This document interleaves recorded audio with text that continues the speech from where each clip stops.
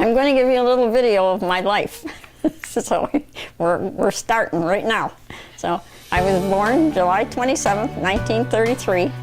My mom and dad was Irma Barbara Van de Viver. My dad was Morse Sucaet. Before Mom was married, she went to school. Then she went to work at Robinson Furniture in the office. She was going out with Dad. They decided to get married, so she went back to the farm. My mom and Dad were vegetable farmers. When they first got married, they lived on 17 Mile Road in Sterling Heights. And then they moved to 9 Mile Road. After that, I just stayed home, worked with Mom and Dad on the farm.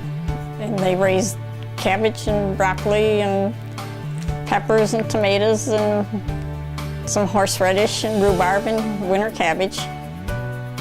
With all their vegetables and their flowers, everything went to the Eastern Market in Detroit until they quit farming. So, yeah. And Mary and my brother Sonny was born on 17 Mile Road. And I was born on 9 Mile Road, Warren Township, and they moved to Hayes Road. From there, we moved to 23 Mile Road. I had a brother, Morse. I was around six weeks old when he passed away. He had a bone disease. And then Irene was born. I started school at Sacred Heart in Roseville, went there the first grade and half of the second grade. Then we moved to 23 Mile Road. So then we went to St. Lawrence Church. So then I finished the second grade, made my first communion there. Then I went to Berger School. Mary went along, Irene, my sister. When I was going to Berger School, 3rd, 4th, and 5th grade, it was a one-room schoolhouse, had no plumbing inside, so everybody had to go outside to the john. It was a way of life, you know. Yeah, had a great teacher, Mrs. Estes, you know. Yeah, and we all walked to school. Yeah, I remember one time Mrs. Eckert was bringing her son, and they had a handicapped son, and she brought him on the sleigh, and by the time she got to school, his face was froze. So the teacher, Mrs. Eckert, hurried up and got snow, rubbed his face, set him by the furnace. So, yeah, so everything turned out great. Yeah. In the 6th grade, went back to St. Lawrence. There was no school buses, so we had 5 families. There was 13 kids, 14 with the driver. We all got in the car. The police said as long as there was only 3 in the front seat, we could put as many as we wanted in the back. So that's how we went to school every day. So it was great. We all had fun, you know. Yeah. It didn't bother nobody. Everybody knew that's what they had to do. So. Yeah. I graduated there in 1947 from the 8th grade, and that's as far as I went in school. About 1950, I stood up for my cousin's wedding. George D. Cook was a bridesmaid, and your dad, my husband, Clarence, he was at the wedding. He come with Louis Malberg, so that's how I met Clarence. Clarence's dad had a pair of horses, and they decided to sell them. And our neighbor, Mr. Mershart, across the street, he was looking for a pair of horses, so he found Mr. D'Hondt and bought the pair of horses. So then Clarence used to come and see the horses, but then I lived across the street, so then they accused him of coming to see the horses just so he could come and see me. And it worked out great that way. We dated for 3 years, and then one night he proposed. We were in the car, so I just automatically said yes right away. I think I surprised him. So then we set the date. We got married November 28th, 1953. We had a great wedding, St. Lawrence Church. We went to Niagara Falls for our honeymoon, so only a couple days because they had to get back because they had to work on the roadhouse. We moved on Hall Road. Then 8 months later, in July, Clarence got a letter from Uncle Sam. It said he wanted him to come by him for a while. So he left, and he was gone to Missouri, St. Leonard, and he was there till December. Then they put him on the boat and shipped him over to Germany. So it was great that he went to Germany, because a lot of his other friends, they went to Korea. So when he had to leave at Germany, then he got a chance to go see his dad's 3 brothers, their wives, and the family. And it was great that he could talk Flemish, because then he could communicate with them, because they only had one cousin over there that his wife could speak English. So he had a great time over there. Well, when Clarence had to go to the Army, then I didn't drive when I got married. Mary and Irene, they both learned how to drive when they were home, but I never drove. So after we were married, Clarence had to teach me how to drive. So that was great, because then he had to go to the Army. So I would have really been lost if I wouldn't have been able to drive. So when he left, then I went to work at the Mount Clemens Pottery, and I cut designs out that go on the plates and on the cups. And then after I quit there, and I went to 16 Mile Road, just west of Van Dyke, there was a little shop called Mopar. He came back in June of 1956. So then he was going to work out. He tried to find a job, couldn't find any, so then we went back to farming. So we lived alongside of his mom and dad. And later on, we bought 20 acres, and Uncle Laurie and Aunt Leona, they lived on the other side of Grandma and Grandpa, and they bought the other 20 acres. So we farmed there, raised a lot of onions. Clarence made a cutting machine, in fact. Yeah, so I know one night he went to bed, he got up the next morning, he said, I know how I'm making a cutting machine. So when we quit, then he sold it to somebody in Canada. Yeah, then Clarence, he went to the Eastern Market also. We went to Farmer Jack's for 36 years, and we went to Flint to a wholesale place over there, and he went to the Eastern Market 3 times a week. So we were pretty busy. 1958, September 19th, Margie was born, and that was a great thrill to both of us. And then Linda was born on December 4th, 1961. Margie and Linda, oh, they were great. Margie didn't like to sleep at night, yeah. So she liked to cry.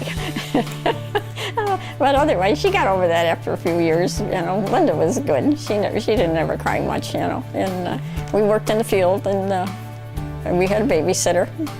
Margie, after she graduated from high school, she went to work at Sears on Hall Road. They had just opened the mall. And when Linda graduated, she stayed home and worked. Yeah, she took off one little winter, and she worked at the Wilmar Convalescent Home in Utica. But that was only for a couple months. So then after she got married, and she still worked for us. So we had a great time with her.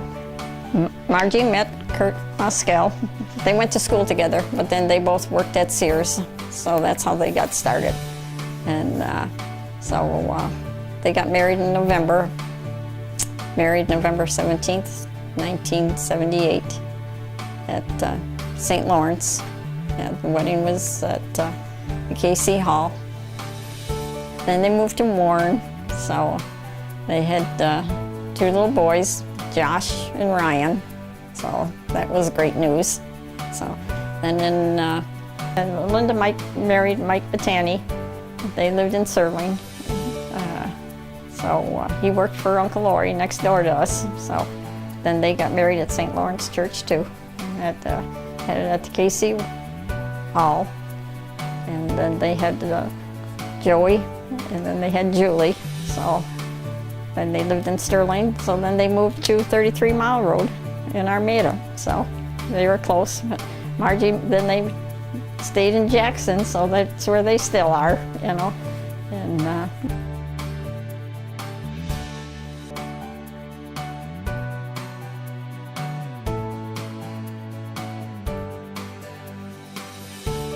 I have a great-granddaughter, Layla, and a great-grandson, Hudson. So that's great. Yeah. When we lived on Hall Road, they took Shelby Township and turned it into the city. So then we were in the city. So then the taxes went up and the ground we were renting was getting sold. So we didn't have that much ground, so then we had an offer. So we sold the farm on Hall Road.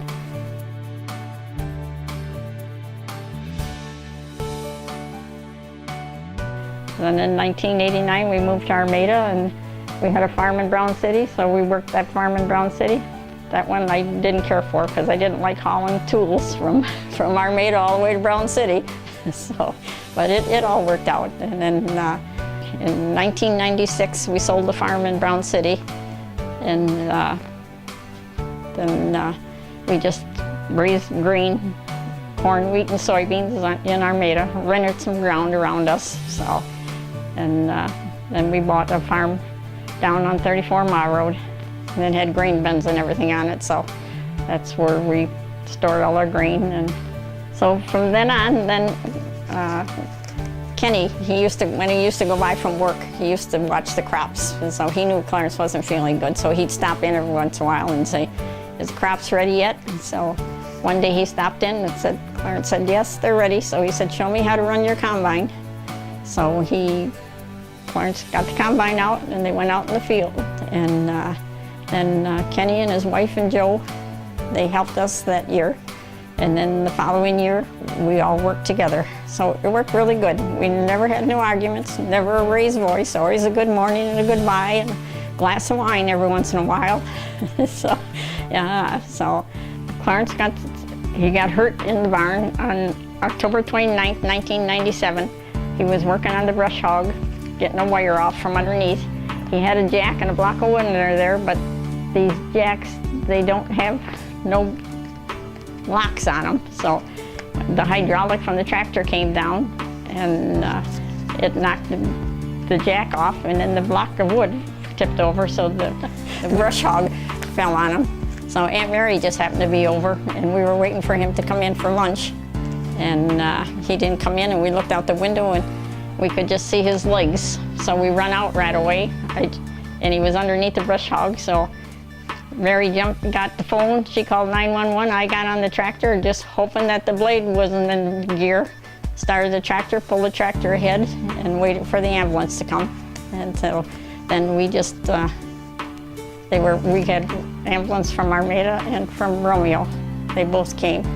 And I was gonna go in the house and get my insurance cards, and the guy said, "No, you just get right in the ambulance," he says, "and we're going." He said, "You don't need your cards."